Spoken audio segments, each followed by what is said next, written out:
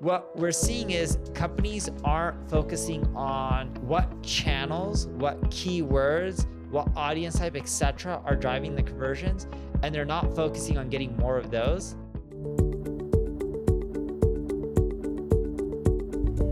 Today we are joined by Neil Patel, and we're going to discover Neil's solutions to marketers' 5 biggest challenges. Welcome, Neil. Anytime. Thanks for having me. For some context, we surveyed 1,000 marketers and asked them about their 5 biggest challenges that they struggled with in 2022. So I'm going to read each challenge to you, and I would love your answer as to why it's such a big challenge for marketers and one tip you have for overcoming that challenge. That works. Let's do this. Challenge number 1. 62% of marketers say that growing a global audience was their biggest challenge this year. Why do you think it's such a problem for marketers, and how would you combat that challenge?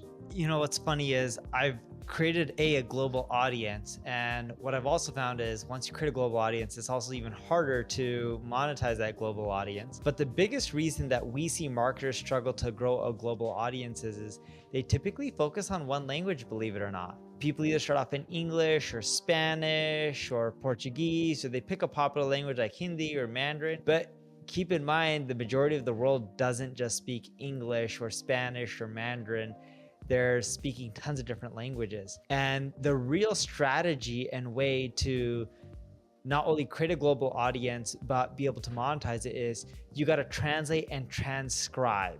So here's what I mean by that. You can go find people on places like Upwork or whatever forums you can within that region or even within your local community. But you need to find people who are experts within your industry or know it enough, but live in that country.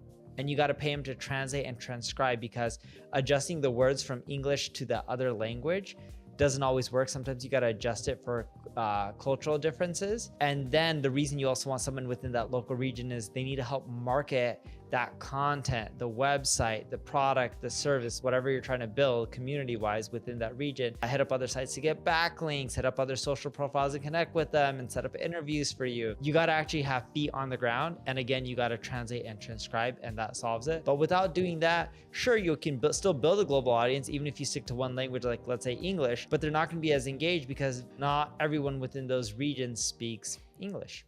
Challenge number 2. 56% of marketers say that updates to privacy regulations is their biggest challenge right now. Why do you think it's a challenge for marketers, and what's one tip for overcoming that challenge? The reason marketers have issues with privacy changes isn't because they don't like them or they like them. It's more so every country has their own rules. So you got to adapt to them from a legal perspective. And sure, lawyers can work on terms of service and privacy policies, but you got to actually adapt your marketing. So for example, in California, at least during recording of this interview, you have to have a do not track option for specifically California. Some of the other states may require it, may not require it. But as marketers, you got to adjust what you show people based on their regions that they're coming from. The solution to this is personalization. Think about personalizing the experience. If someone has dogs, you don't really show them products for cats, right? Because you know they have a dog. The same goes when someone comes to your website from a specific region using the geo IP. You can, if it's country-based or state-based, if you're in the United States, you can end up adjusting the marketing messages a little bit here and there, but you will need to connect with a legal team or outsourced law firm just to make sure that the marketing campaigns you're running are compliant for those regions or countries. Challenge number 3. 53% of marketers say that pivoting their marketing strategy due to major global events, like the pandemic, recession, or political turmoil, is their biggest challenge. What's one tip you have for overcoming that challenge, and why do you think that pivoting a marketing strategy in the first place is so difficult for marketers? It is very hard to adapt when it comes to major events like COVID or pandemic, or one country going into war with another country and it affecting the global economy. What I recommend companies do is most of them try to say, all right, all hands on deck, what can we do? And that's great, and you should end up doing that. But think of the Facebook rule. If they're trying to build a product, the amount of engineers that they have should be able to be fed off of one large pizza. So when you have too many cooks in the kitchen, in other words, things actually move slower. So what you want to do is figure out who on your team is agile, can move fast, and have a small circle. It doesn't mean that you don't update everyone else on what's happening and the changes they may need to make, but you need a few people who can just focus on executing and adapting and changing. Because if you have everyone trying to focus at the same time, yeah, it's great and there's nothing wrong with that, but it just tends to move slower because you find a lot of people go into meetings and discussions about it versus actually doing. It's really hard to get 1,000 people to all adjust at once, but you can get the leaders on board and a few people underneath them who are really quick at executing. It doesn't have to be that they'd be managers. It could be lower level people, but just people that you know that can move fast. Once you get a lot of the systems, processes change, or some of the steps or any improvements you need to make, then you just need to distill that information to a rusted team and have them follow suit. And just as a quick follow-up, what can marketers do to stay up to date with trends that are happening in the industry and knowing when to pivot on those? People will have a lot of statements saying like personalization is dead or SEO is dead or paid advertising is too expensive. The way I look at it is keep up with the news. There's a lot of marketing sites that have a ton of news. You guys do at HubSpot, we do at neilpatel.com. And there's a lot of other sites that have news like Search Engine Land. Keep up with that. But the bigger thing is just because you read something doesn't mean it won't work anymore. So constantly experiment within your organization and use it for the best it is. And here's an example of that. Oh, people have been saying for years, Facebook reach is dying. Just because Facebook reach is dying doesn't mean that there's no revenue to be made from Facebook organic. Maybe not as much as before. Maybe you don't put as many resources behind it. Maybe you repurpose content so it's not as expensive, but that doesn't mean Facebook organic doesn't work. Doesn't mean that you should stop. It just means, hey, it's winding down on how much ROI you can actually generate organic, but use it for the most you can. And whatever it is, as long as it's profitable, keep doing more of it, right? Maybe it's not as good as it used to be, but something's better than nothing. Challenge number 4. 51% of marketers say that measuring their marketing efforts and their marketing ROI is their biggest challenge. Why do you think that is? And what's one tip for better measuring your ROI in 2023?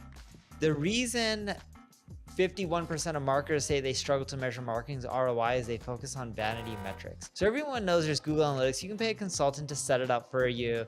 You know, at NP Digital, we help companies with that. But that's not really the issue. There's actually a bigger issue on hand. Look, at HubSpot, you can send out emails and it converts. The money's in the list. You know, people call it the digital ATM. But what people do is they focus on things like visitor counts and, oh yeah, we're going to set up conversions and, you know, Google Analytics, we're going to look at first touch, last touch attribution. But what they're doing is they're like, oh, did our traffic increase? Great. Yeah, that's awesome. But if your traffic increased and your revenue didn't, who cares? What we're seeing is companies aren't focusing on what channels, what keywords, what audience type, etc., are driving the conversions, and they're not focusing on getting more of those. So when you set up your marketing campaigns and your analytics correctly, you actually need to pinpoint what's driving the most ROI and double down on that.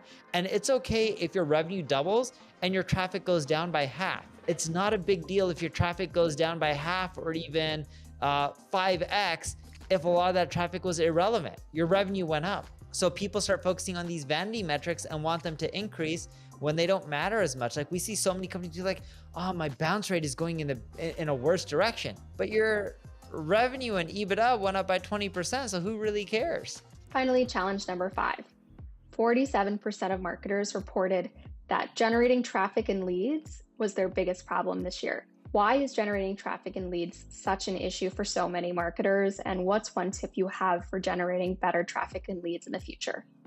Yeah, so Andrew Chen once said all marketing channels eventually go to shit, at least all good ones. Why? Because they become competitive, saturated, more expensive. It's harder to squeeze an ROI out of them. There's a great advantage from being an early adopter, but sometimes if you're an early adopter on channels, I wasn't an early adopter to Clubhouse and I didn't believe in it because I was like, well, you only get value from it if you're on there, and if you're not on there in the right time, it's useless. I'm like, this isn't time efficient. I'm like, this isn't gonna last. This is not, people don't have these kind of attention spans to be on this for like hours a day. The real solution for marketers, it's always going to be hard, but the real solution, and this is really the only solution, is to take an omni-channel approach. So what I mean by omni-channel approach is you got to do paid advertising, not just Facebook and Google, but Bing, Reddit, Pinterest, TikTok. You got to try them all out. Snapchat. You got to do SEO, not just SEO on Google, but there's also Bing. If you're in the hospitality space, getting your listing for your home hire on Airbnb is considered SEO as well. These are all examples of SEO. When you're capturing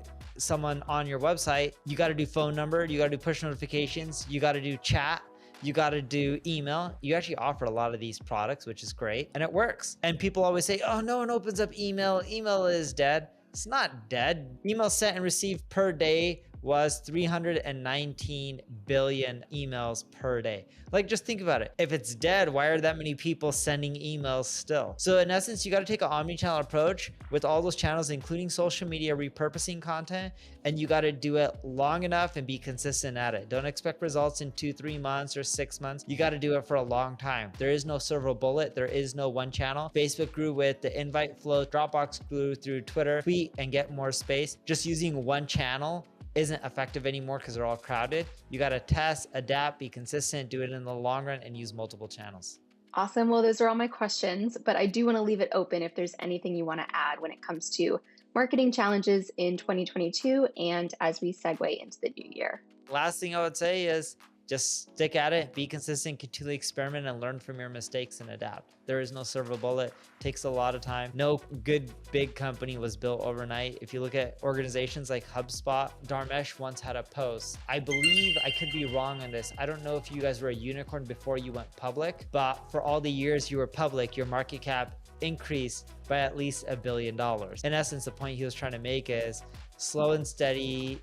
You guys have done well. It just takes a very, very long time. Anything that's worthwhile, right? Like if you want to build something amazing, it takes time to recruit amazing people, build up amazing products and services. Good things don't happen overnight. You look at Elon Musk and how well he's done. SpaceX and Tesla are roughly 20-year-old companies.